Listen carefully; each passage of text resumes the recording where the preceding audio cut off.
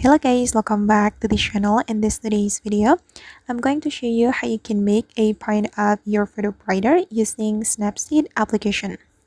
Okay, let's get into it guys. Here I have opened my Snapseed application on my mobile phone. And for example, I'm going to make this girl's face look brighter. And if we want to do that, we can use the select feature in the Snapseed.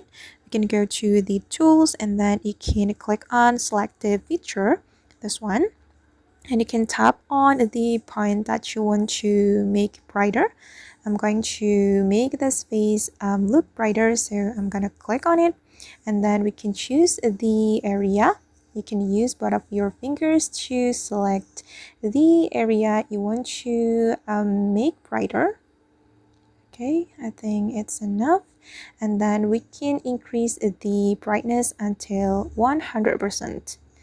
Like this, and I'm just going to make it around maybe around 70.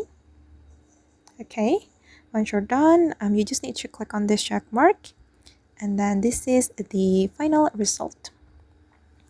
Alright guys, and that's how we can make a print of our photo brighter using Snapseed application. I hope this video will be useful for you. Thank you so much for watching, and see you in the next video.